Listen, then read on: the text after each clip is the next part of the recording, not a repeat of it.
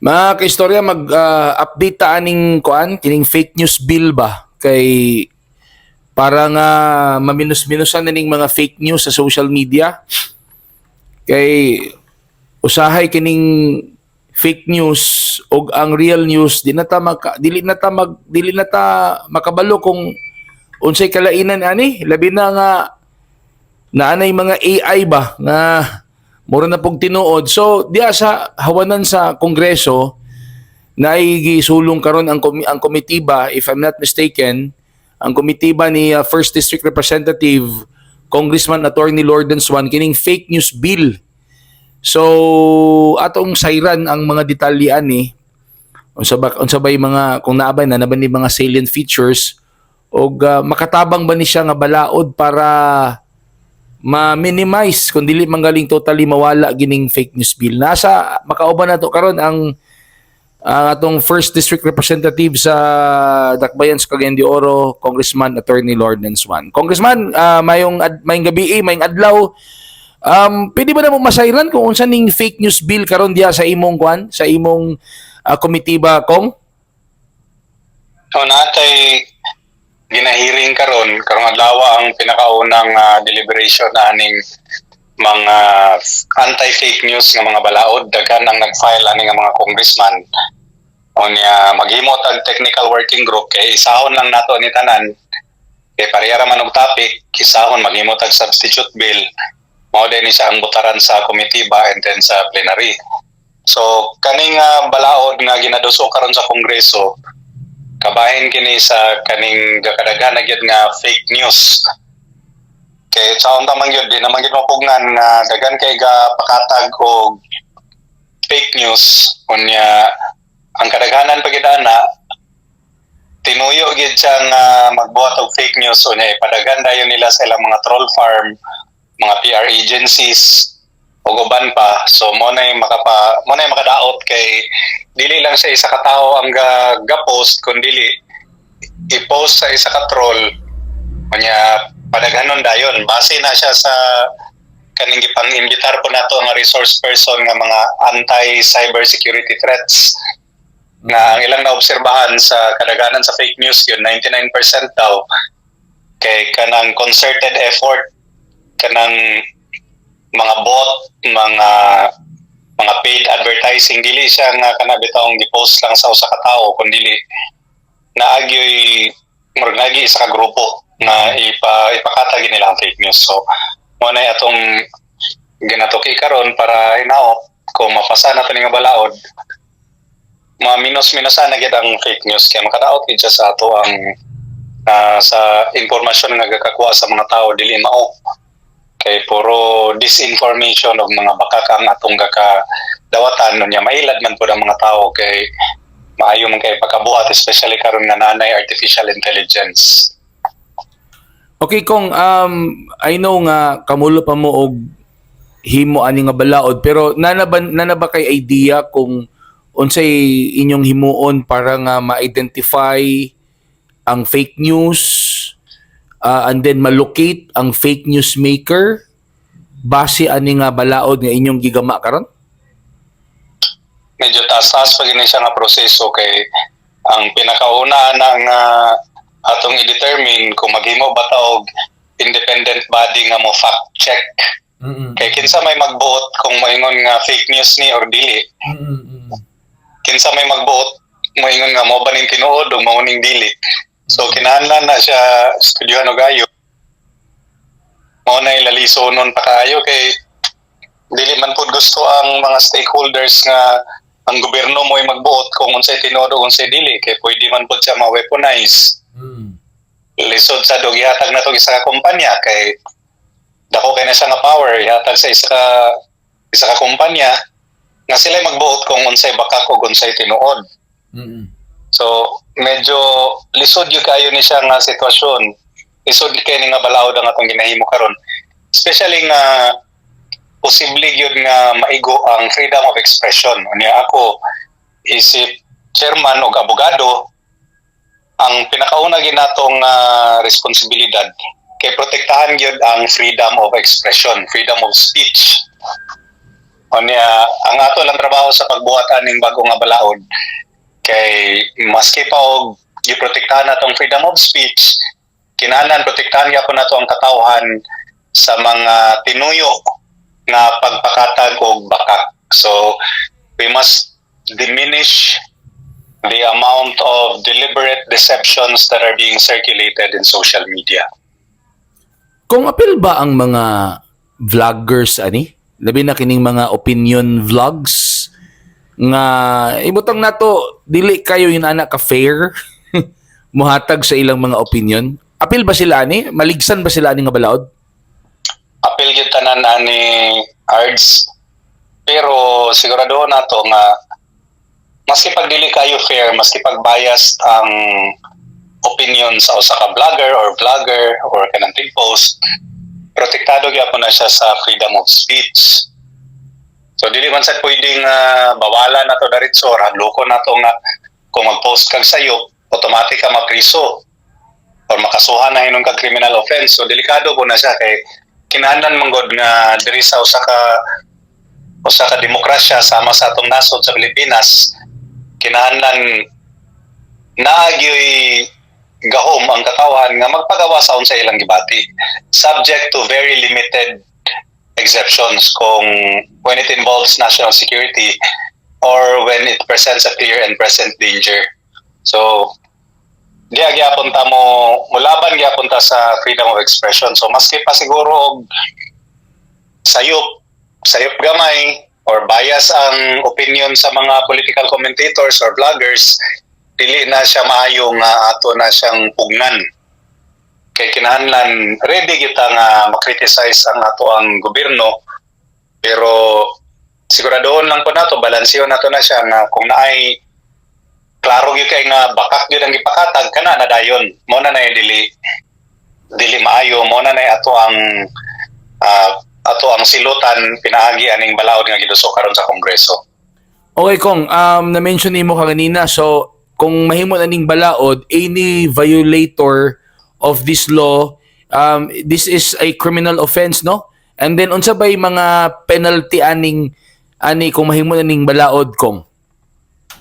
Kana siya, isgutan pa na siya, posible na imprisonment, na fine. So medyo taas-taas pa gini siya nga proseso kay especially kaning inani nga controversial kayo nga topic. Dili gini siya sayon buhaton cards. Medyo taas-taas pa gini siya nga panaglalis kay lisod gid ni siya. Kinahanglan man ginato balansihon kay sama sa akong giingon kaganina. Our duty is to protect freedom of speech, but we have to make sure that deliberate deceptions are punished. Kana ra mga deliberate deceptions, kanang pangilad yun nga klaro gyud kay nga pangilad na walay lain tumong kun dili pagpakatag og disinformation. So kung naay mga opinion nga di ta makauyon, dili pasabot na nga ato ng silutan kay apil man gina sa demokrasya kanang na kay right nga magpagawa sa imong debate. Okay, I understand. Mura na siya og kuan, Kong, ba? If I'm not mistaken, mura sa difference between homicide and murder. Ang murder is premeditated, ang isa out of passion. Ina na ba ako magsabot, Kong? Well, mura-mura gyapon, ang isa premeditated, ang isa kung wala gituyo, mo na ginatawag nato nga misinformation, wala tuyo Punishable gyapon So na. medyo Punishable gyapon na sa kaninga balaod. Kanang wala na tuyo, out of anger, out of emotion. Punishable gyapon, Kong? wala pa na siya na mo pa na ato ang klarohon sa technical working group kay lahi-lahi mo ng version sa mga balaod nga gipang submit bahin sa fake news, dili mo isa ra ka buhok. So gakontra-kontra ang mga provision ng uban, dili sila gusto nga i-punish ang misinformation, ang uban gusto nila i-punish. So magdepende ra gyapon na sa pagbotar sa mga membro sa committee ba. Kung api... After si Brian, Kong. after maaprobahan ni siya sa committee ba, dadto pag ini maglalis pag ini gayo dadto sa plenaryo na gyud nga tanan mga congressman na gyud ang mobotar ani. So taas-taas pag ini nga lalis. Wa pa ta kabalo kung masilutan ba ang misinformation or kanala bang disinformation gid ang silutan. Papakita ka balo na layo pa kay na siya. Lalisunon pa na. Kung apil ba sa penalty ani ang cancellation sa imong Facebook account, Instagram, or any social media platform nga imong gigamit once you are proven guilty ani nga sa laod? Posible na siya, pero wala pa ta niabutan nga detalye. Depende na sa mga membro sa committee o dato sa uban mga congressman sa plenary debates na siya. Diyan na nato ma-finalize na gidayon. Kung unsa gyud ang kung unsay silot, kung i-delete ba imong account or i-suspend lang ba.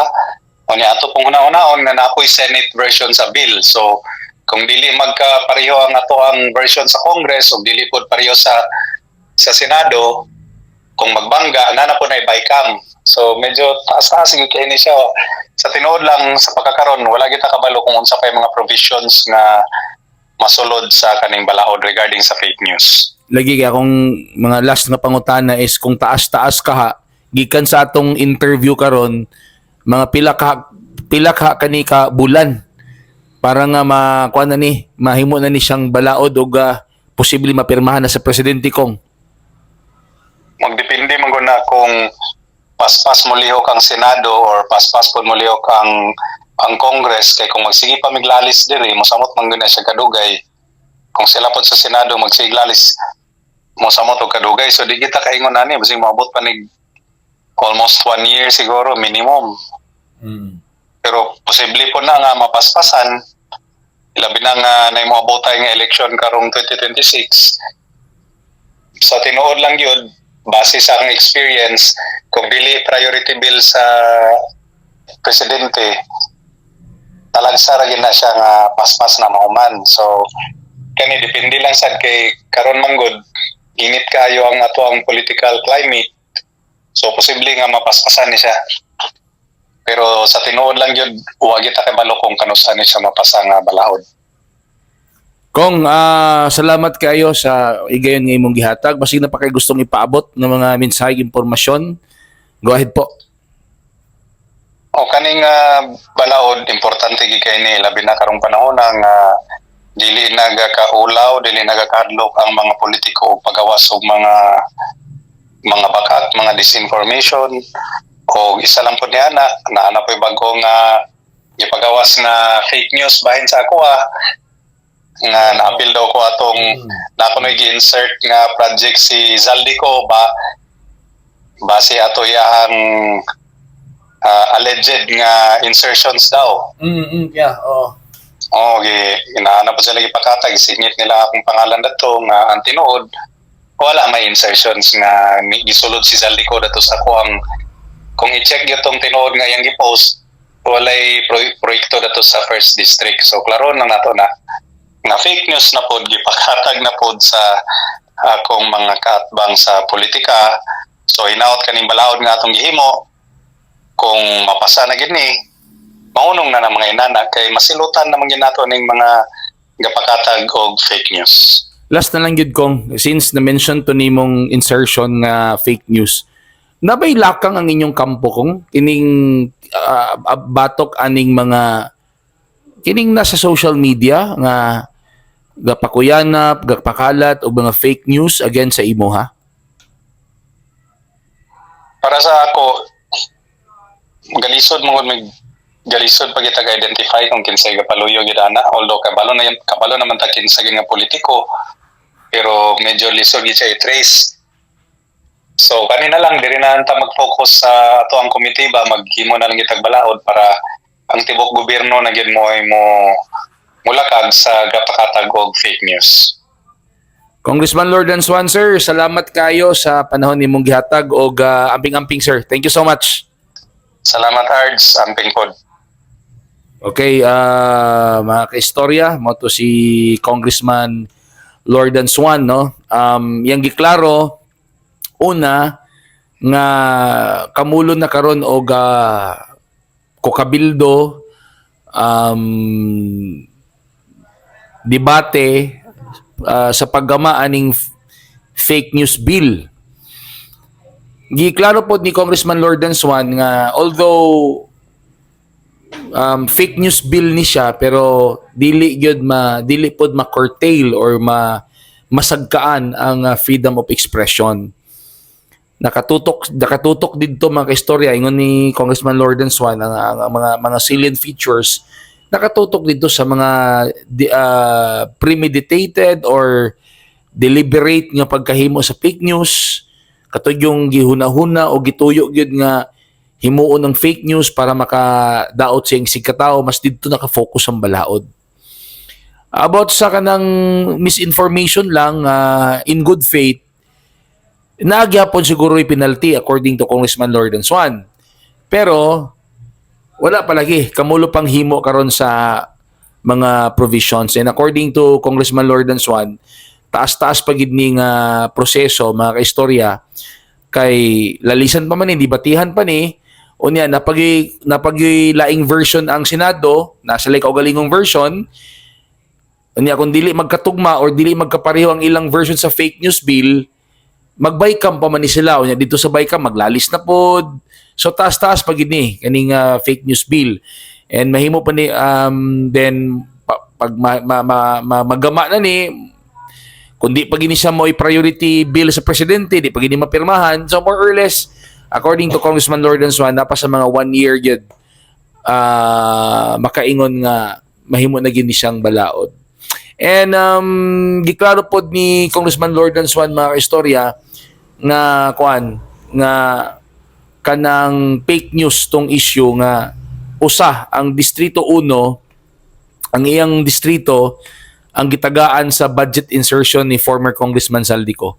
Ito mga nagkalat sa social media, according to Congressman Lorden Swan, wala bisag usa ka project nga gikan sa budget insertion ni Saldico. So mga kaistorya, just keep on watching sa atong page and atong FB account, YouTube channel and TikTok para sa mga dugang mainit ng mga impormasyon, mga latest mga information din sa atong palibot. Kini ang inyong kaistorya, Papa RD, og mayong adlaw, mayong gabi kaninyong tanan.